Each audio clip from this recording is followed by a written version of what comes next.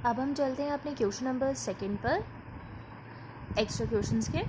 कहता है अब हमें भूमि पर स्थित बिंदु, ठीक है, हमें क्या दे रखा है, एक पॉइंट दे रखा है ए जो भूमि पर स्थित है। उस बिंदु से मीनार के शीर्ष का उन्नयन कोण, ठीक है, मीनार मैंने मान लिया ये मेरी मीनार, इसको मैं क्या देती हूँ बी सी, ठीक है। मीनार के शीर्ष का उन्नयन कोण कितना है 30 डिग्री। भाई मीनार का शीर्ष और बिंदु ए से ये जो उन्नयन कोण है ये क्षैतिज रेखा हो जाएगी मेरी, हॉरिजॉन्टल लाइन, ठीक है। इसका जो उन्नयन कोण है वो कितनी डिग्री का है 30 डिग्री का, ठीक है। भाई हमें क्या कह रहा है, जो एंगल ऑफ एलिवेशन है of the top of a tower, ये टावर मेरा BC, उसका एंगल ऑफ एलिवेशन फ्रॉम एक point A on the ground, जो कि ग्राउंड पर है, वो एंगल ऑफ एलिवेशन कितना है 30 डिग्री, ठीक है। इतना फिगर फर्स्ट लाइन से हमारी कंप्लीट हो गई। नेक्स्ट में हमें क्या कहता है, on moving a distance of 40 metre towards the foot of the tower. अब हमें क्या करना है, 40 मीटर की दूरी तय करनी है मीनार के पाद की तरफ, ठीक है, मीनार के आधार की तरफ। भाई मीनार का जो बेस है वो यही तो है सी। ए बिंदु से वो कहता है 40 मीटर की दूरी हम मीनार की बेस की तरफ जा रहे हैं। कितनी मीटर चली हमने, मान लिया ये जो बिंदु है ये मेरा हो गया डी, और ए डी कितना है यहाँ पर 40 मीटर, ठीक है। कहता है डी से बी बिंदु को अब क्या करना है, हमें मैच करना होगा, क्योंकि उसने हमें क्या बोला है, the angle of elevation increases to 45 degree. तो जो मेरा उन्नयन कोण है वो कितना हो गया 30 था, और अब क्या हो गया 45 डिग्री।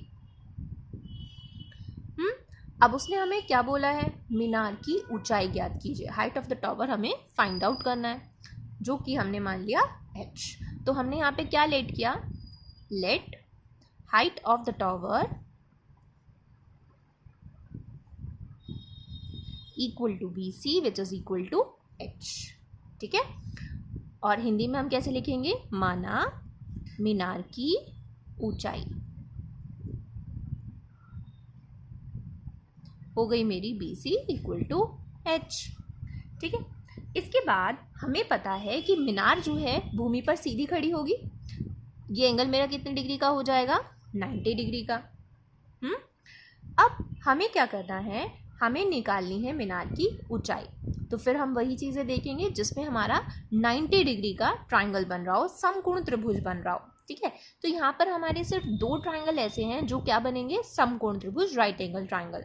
जिसमें से पहला ट्राइंगल है वो है मेरा ट्राइंगल ABC, ठीक है, ट्राइंगल ABC में, या फिर इन ट्राइंगल ABC ट्राइंगल में। हमारे पास ABC ट्राइंगल में क्या है, एंगल दे रखा है आधार और लंब, आधार और लंब के बीच में हमें रिलेशन चाहिए, ठीक है। आधार मेरा क्या है AC और लंब है मेरा BC, जो मुझे फाइंड आउट करना है। तो लंब और आधार का रिलेशन कौन देता है मुझे, tan थीटा।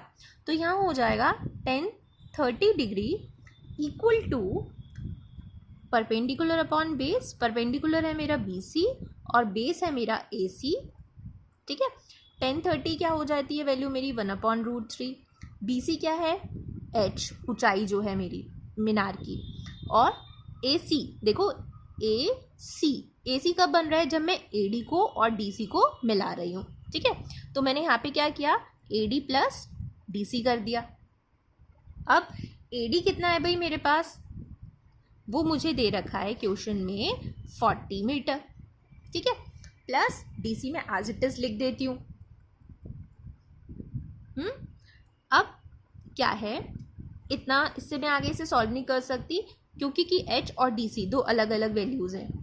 अगर ये मेरे पास एक में कन्वर्ट हो जाएं तो मैं फटाफट से उसकी वैल्यू निकाल सकती हूँ। चलो फिर इसीलिए मैं क्या करूँगी, एक दूसरा ट्राइंगल जो मुझे क्वेश्चन में गिवन है, फिगर में मेरे पास आ गया है, मैं उसका यूज़ करती हूँ। अब आएगा मेरे पास ट्राइंगल BCD में, या फिर इन ट्राइंगल BCD, ठीक है। इस BCD ट्राइंगल में हमारे पास क्या है, एंगल कितना दे रखा है 45 डिग्री, ठीक है। तो ये हो जाएगा, और वही आधार और लंब का रिलेशन है जो मुझे किससे मिलेगा, tan थीटा से। तो यहाँ पे हो जाएगा tan 45 degree equal to BC upon में DC। BC फिर अगेन मेरा क्या है H, DC मुझे पता ही नहीं है क्या है, और tan 45 की वैल्यू होती है 1। क्रॉस कर देते हैं तो मेरे पास जो आ जाएगा DC इक्वल टू H। अब यही वैल्यू अगर मैं इस समीकरण में रख दूं तो मेरे पास वैल्यू आ सकती है H की, है ना। तो इसको मैं कह देती हूँ इक्वेशन 1, समीकरण 1।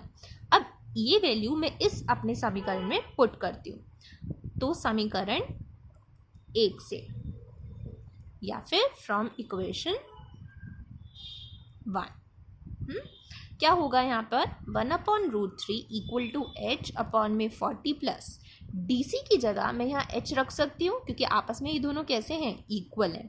तो मैंने DC की जगह क्या रख दिया, H।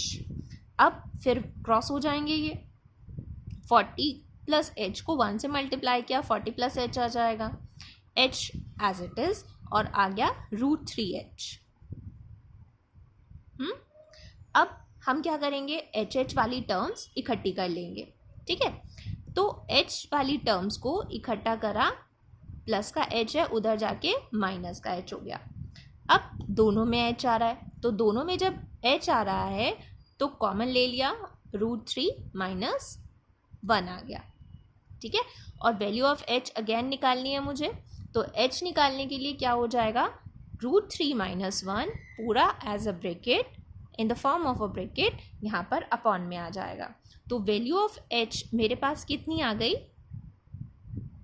40 अपॉन में √3 माइनस 1। इसको मैं ऐसे भी कर सकती हूँ, मतलब सॉरी H जो है ये मेरा ऐसे भी लिखा जा सकता है क्या, क्योंकि मेरी क्या है H, मीनार की ऊंचाई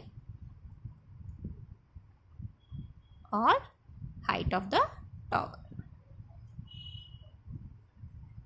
हमें यही फाइंड करना था, ओके।